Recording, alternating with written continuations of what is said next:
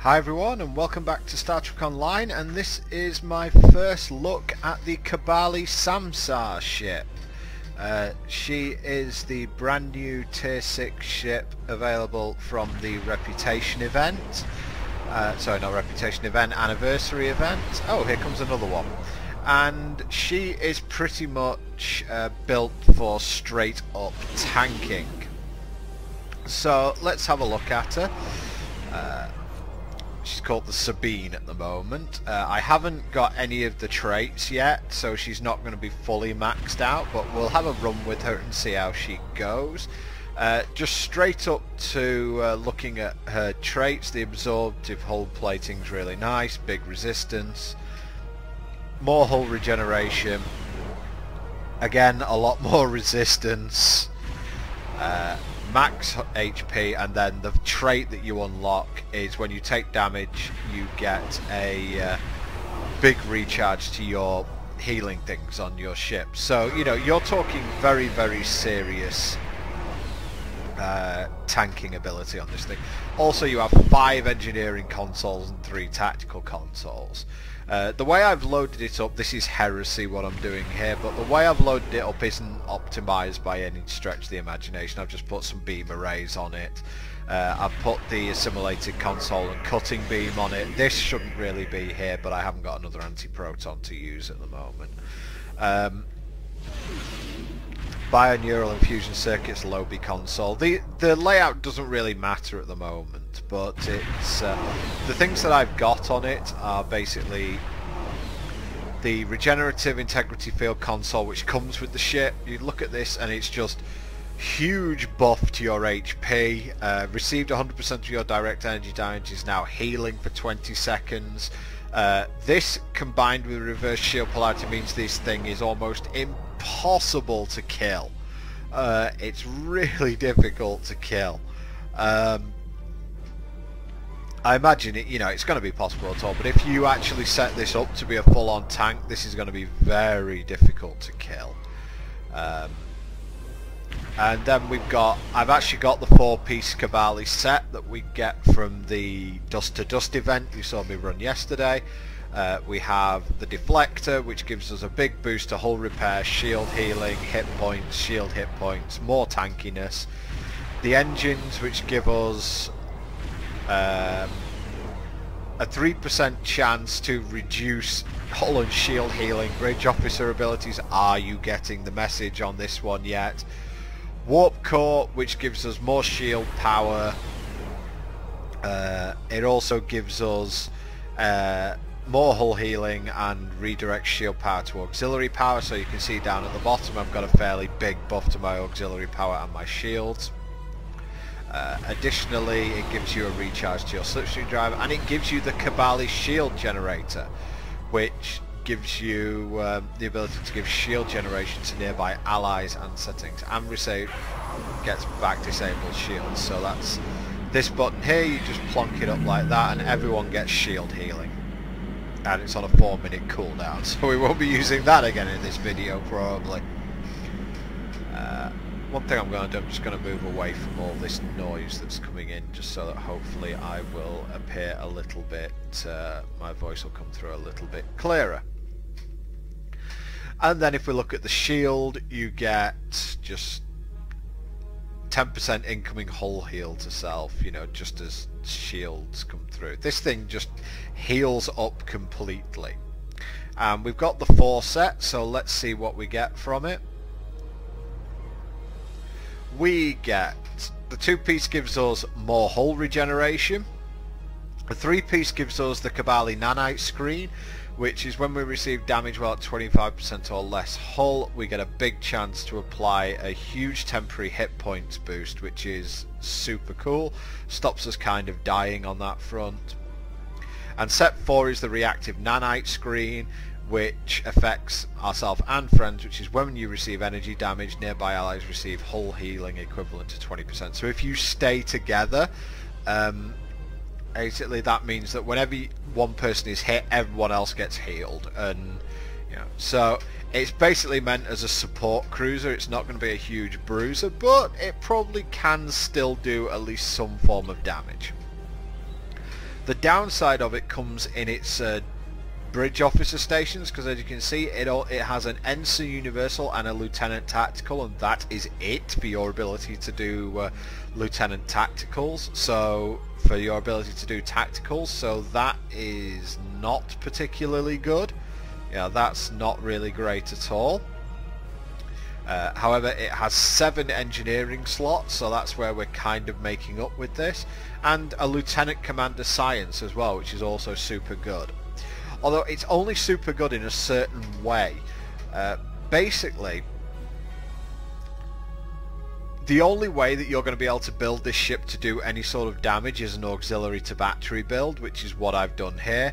If you guys want a, if you guys want a refresher in how auxiliary to battery works, have a look at the builds version of the Path to 10K series. I'm not going to go through it again. Because you don't have enough tactical slots in order to make a Drake build work, so you basically have to go aux to bat, and because you've gone there you're going to have low auxiliary power, which means that your lieutenant commander science ability is usually going to be Grabwell 1 or Tychon's Rift. So I've decided to go with a Tychon's Rift for the moment. I'm not too sure how good that is, but it will have to do for now. I may well put a Grabwell back on. It depends if I can keep my auxiliary power back up, but Tychon's Rift is what I had available at the moment. As far as engineering powers, I've got an engineering team for the heal, 2 aux to bat, the 2 Drake, emergency power to weapons 3 and emergency power to shields 1, direct energy modulation 3 and emergency and reverse shield polarity. So I've got the reverse shield polarity and the Kobali console, the Kobali heals down here, so I'm feeling like I should be fairly good as far as healing up should be. Still, that's the ship overall. As you can see, it's really sort of built towards being a huge tank. So what I'm actually going to do is I'm not going to go into an ISA or anything like that, because I want to get a look at the ship in slightly longer, get a slightly better look at the ship.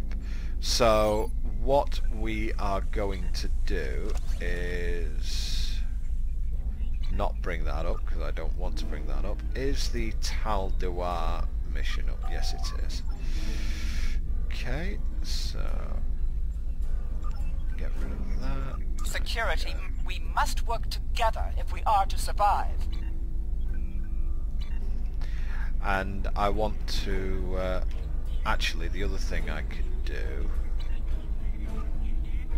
I can't get into dust to dust either, that's annoying. I'm just trying to see if I can get, no, that's Alpha Centauri, I don't want to head there.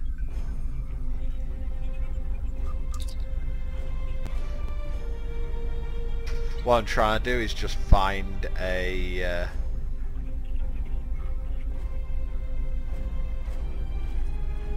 find somewhere. Starfleet Intelligence has completed its analysis of the data you recovered in the Nopata system. There is a 67.4. Yeah, I'm just trying to find a way to easily get to the Romulan area, but I don't think I can do that, so I'm just going to have to go there slowly. Well, it gives me a chance to about the ship. The other thing that is interesting to look at, she isn't, she's not a plod by any stretch. Turn move is 8, which is certainly better than my, it's certainly better than my Samsar, not Samsar, Sartheln ship. It's certainly better than that in terms of its turn rate, which is a welcome change. I mean, some things just some things unfortunately you have to deal with. Unfortunately, it doesn't look like I'm going to have to deal with being a complete and utter slow ass on this thing, because that can definitely get old very, very quickly, shall we say. But what I'm going to do is I'm going to jump into the Romulan missions, and what that will allow me to do is I'll be able to test out the the ship and see how it feels, so you guys can have a look at how it feels. I'm only using my old-fashioned thing, so I don't expect this to be a DPS monster by any stretch of the imagination. What I expect it to be, in fact, what I'm going to do,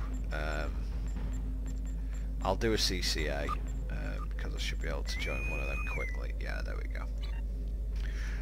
So I don't anticipate winning this at all.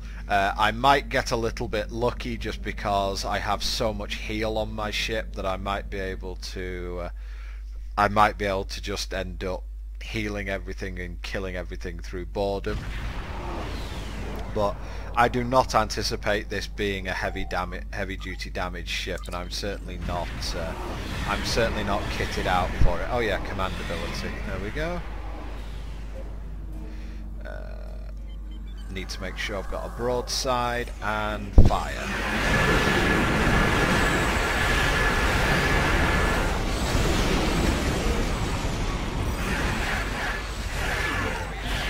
And hit reverse shield polarity so that I can get my shields back up.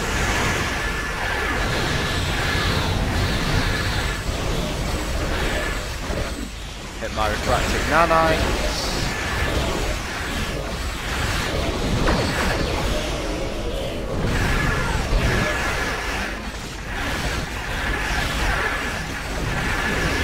Scattering field.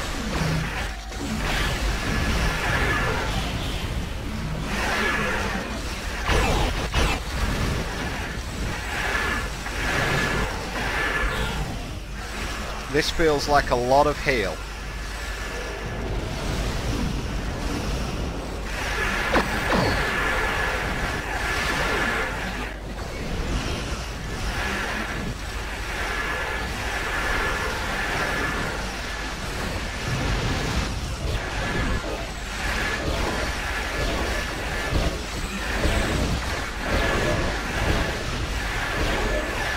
Okay, reverse shield polarity's back up, put that on.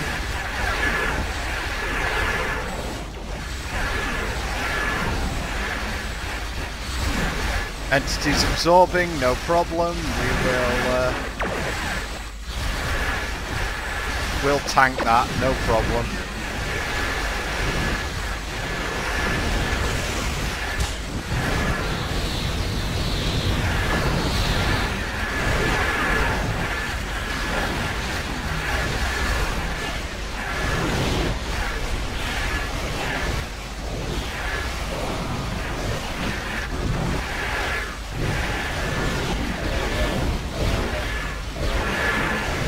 This is hilarious.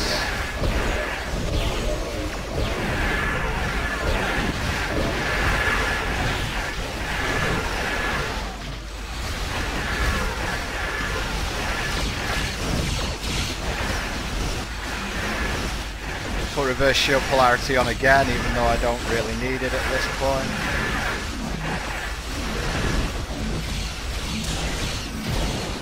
Tank the shockwave again.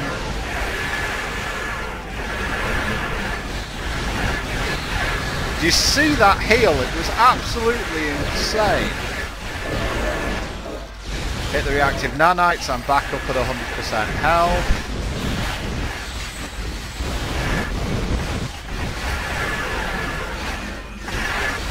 Yeah, I'm not sure what's going to properly damage this, but it's certainly not the crystalline entity.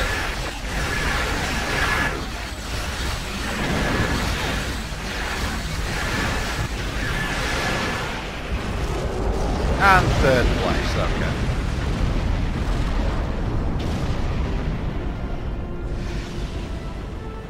So not too bad overall there. I didn't get my timing particularly well on with a lot of my abilities there, but I think that gives you a decent shot of where this was. I was right in the middle of that for the most part, and absolutely nothing touched me.